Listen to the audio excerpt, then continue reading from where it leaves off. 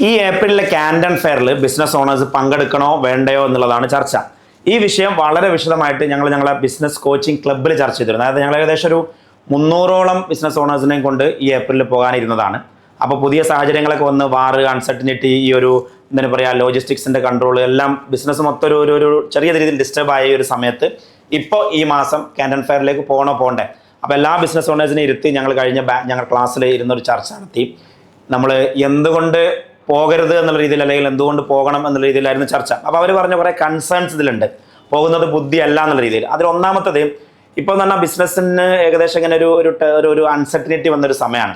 അപ്പോൾ നമ്മൾ പുതിയ പ്രൊഡക്റ്റ്, പുതിയ ബ്രാൻഡ്, പുതിയ പർച്ചേസ്, പുതിയ കണ്ടെയ്നർ ഓർഡർ ചെയ്യാൻ പോകാൻ പറ്റിയൊരു സമയമല്ല. കാരണം ഇനിയുള്ള 6 മാസത്തെ ഒരു ഓപ്പറേഷണൽ കോസ്റ്റ് വെരി ഇമ്പോർട്ടൻ്റ് ആണ്. അപ്പോൾ അതുകൊണ്ട് തന്നെ നമ്മൾ കയ്യിലുള്ള ലിക്വിഡിറ്റി ഹോൾഡ് ചെയ്തിട്ട് ഈ സിറ്റുവേഷൻസ് ഒന്ന് കറക്റ്റായി മാർക്കറ്റ് ഒന്ന് പിക്കപ്പ് ആയിട്ടായിരിക്കും ഇനി കുറച്ചും കൂടി ഒരു പുതിയ കണ്ടെയ്നർ, പുതിയ പ്രൊഡക്റ്റ്, പുതിയ ബ്രാൻഡൊക്കെ ഒന്ന് ലോഞ്ച് ചെയ്യാൻ നല്ലത് എന്നുള്ളതാണ് ഒരു ചർച്ച വന്നത്.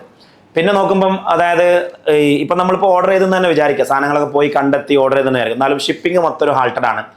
ഒന്നെങ്കിൽ ഷിപ്പിംഗ് ഡിലേഡ് ആണ്. ഇപ്പം തന്നെ ഗൾഫിലേക്ക് വന്ന പല സാധനങ്ങളും ഒന്നെങ്കിൽ സിംഗപ്പൂരിലേക്കോ അല്ലെങ്കിൽ പാകിസ്ഥാനിലേക്കോ അല്ലെങ്കിൽ ഇന്ത്യയിലേക്കോ ഒക്കെ തിരിച്ചു പോയിട്ട് അവിടെ ഓഫ്ലോഡ് ചെയ്തിരിക്കുകയാണ് ഷിപ്പുകൾ. ഈ സ്റ്റേറ്റ് ഓഫ് ഹോംസ് ക്ലോസ് ചെയ്യാൻ പറ്റാത്തതുകൊണ്ട്.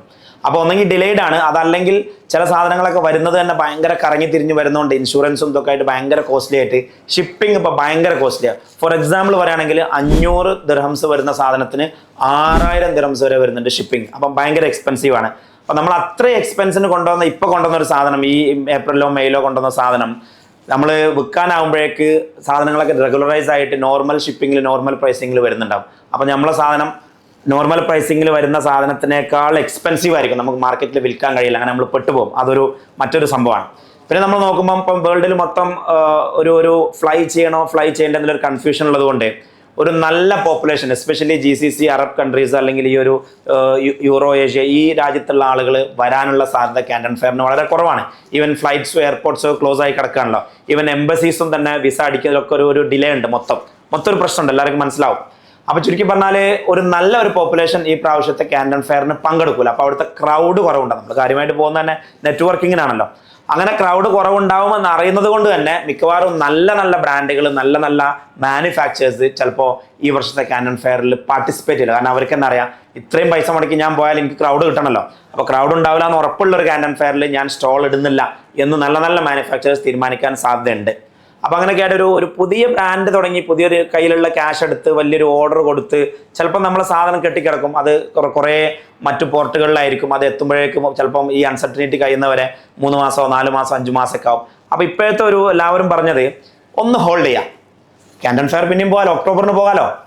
ഇപ്പം എന്നാണ് നമ്മൾ കാര്യമായിട്ടും കയ്യിലുള്ള ലിക്വിഡിറ്റി ഇൻക്രീസ് ചെയ്യാനും അത് നഷ്ടപ്പെടാതെ എന്താ പറയുക 6 മാസത്തെ ഓപ്പറേഷണൽ കോസ്റ്റ് ഹോൾഡ് ചെയ്യാനും, എന്നിട്ട് ആ ഒരു അഗ്രസീവ് ഗ്രോത്ത് അല്ലെങ്കിൽ ബ്രാൻഡിങ് അല്ലെങ്കിൽ പ്രൊഡക്റ്റ് അല്ലെങ്കിൽ പർച്ചേസ് ഒക്കെ ഒന്ന് പോസ് ചെയ്തിട്ട് ആ സമയം കൊണ്ട് നമുക്ക് ലേണിങ്ങിന് ഉപയോഗിക്കാം, നമുക്ക് സിസ്റ്റം ബിൽഡിങ്ങിന് ഉപയോഗിക്കാം, നമുക്ക് ടീം ബിൽഡിങ്ങിന് ഉപയോഗിക്കാം, നമുക്ക് ബ്രാൻഡിങ്ങിന് ഉപയോഗിക്കാം, നമുക്ക് ഡിജിറ്റൽ ഇൻഫ്രാസ്ട്രക്ചറിന് ഉപയോഗിക്കാം. അങ്ങനെയുള്ള ഒരു ഓർഗനൈസേഷൻ ബിൽഡിങ്ങിന് ഈ സമയം ഉപയോഗിക്കാം. എന്നിട്ട് കൂടുതൽ ശക്തരായ നമ്മൾ മാർക്കറ്റൊക്കെ ഒന്ന് സ്റ്റെബിലൈസ് ആയി, ഷിപ്പിംഗ് റൂട്ടിൻ ഒക്കെ ഒന്ന് സ്റ്റെബിലൈസ് ആയി, എന്താ പറയുക, മാർക്കറ്റിൽ ഫണ്ട് ഫ്ലോ ഒക്കെ ഒന്ന് റെഡി ആയിട്ട് ചൈനയിലൊക്കെ പോയി പുതിയ പ്രൊഡക്റ്റൊക്കെ കണ്ടെത്തി പുതിയ ബ്രാൻഡും കാര്യങ്ങളൊക്കെ തുടങ്ങുക എന്നുള്ള കൺസെപ്റ്റ് ആയിരിക്കും നല്ലത് എന്നുള്ളതായിരുന്നു ഗ്രൂപ്പിൻ്റെ ഭാഗത്തു നിന്നുള്ളൊരു ഓവറോൾ ഒപ്പീനിയൻ.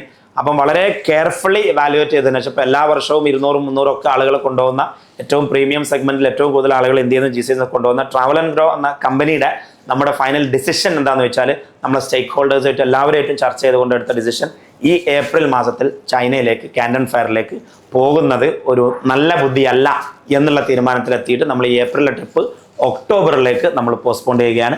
എന്ന് മാത്രമല്ല, ആ സമയം പ്രൊഡക്റ്റീവായിട്ട് യൂസ് ചെയ്യാൻ വേണ്ടിയിട്ടാണ് നമ്മൾ ബിസിനസ് കമ്മ്യൂണിറ്റിക്ക് അവർക്ക് വേണ്ട മെൻ്റൽ സ്ട്രെങ്ത്തും അതാത് സമയത്ത് വേണ്ട ഉപദേശങ്ങളും മെൻറ്ററിങ്ങും ഗൈഡൻസും ഒരു നെറ്റ്വർക്കിങ്ങും കിട്ടാൻ വേണ്ടിയിട്ടാണ് ബിസിനസ് കോച്ചിങ് ക്ലബ്ബ് എന്നുള്ള സംവിധാനം ഉണ്ടാക്കിയിട്ട് അതിലേക്ക് എല്ലാവരും ജോയിൻ ചെയ്ത് നമ്മൾ വർക്ക് ചെയ്തുകൊണ്ടിരിക്കുക. സമയം ഒക്കെ മാർക്കറ്റൊക്കെ റെഡി ആകുമ്പോൾ തീർച്ചയായിട്ടും നമുക്ക് ഓരോ സമയത്ത് എടുക്കേണ്ട ആക്ഷനാണ് ഓരോ സമയത്ത് എടുക്കേണ്ടത്. പെർമനൻറ്റ് ഡിസ്റ്റൻസ് ഇല്ല. ഏപ്രിലിന് പോകണ്ടേ എന്നുള്ളത് നമ്മൾ ആ സാഹചര്യം അനുസരിച്ചാണല്ലോ തീരുമാനം എടുക്കേണ്ടത്. ഇപ്പോഴത്തെ സാഹചര്യത്തിൽ പോകണ്ടെന്നാണ് തീരുമാനം. ഒക്ടോബറിൽ നമ്മൾ സാഹചര്യങ്ങളൊക്കെ റെഡി ആവുമെന്ന് ഹോപ്പ്ഫുള്ളി നമ്മൾ പ്രതീക്ഷിക്കുക. ഒക്ടോബറിൽ നമ്മൾ പോയിരിക്കും. പക്ഷേ നമ്മൾ എന്ത് സാഹചര്യങ്ങൾ വന്നാലും അതാത് സമയത്ത് എടുക്കേണ്ട തീരുമാനങ്ങൾ എടുത്ത് ബിസിനസ്സും നമ്മൾ പിടിച്ചു നിന്നേ പറ്റുള്ളൂ. പിടിച്ചു നിന്നിരിക്കും. ഈ സമയവും കടന്നു പോകും, നല്ല ദിനങ്ങൾ വരും. ഏതൊരു അൺസർട്ടനിറ്റിയും ഒരുപാട് അവസരങ്ങളിലേക്കുള്ള വലിയൊരു തുറമുഖമാണ്. നമ്മൾ ആ സമയം ഒന്ന് പിടിച്ചേക്കണം. ഒരു 6 മാസം, ഒരു വർഷം നമ്മൾ വീഴാതെ പിടിച്ചു നിൽക്കുക എന്നുള്ളതായിരിക്കണം നമ്മുടെ ഇപ്പോഴത്തെ ഒരു അജണ്ട.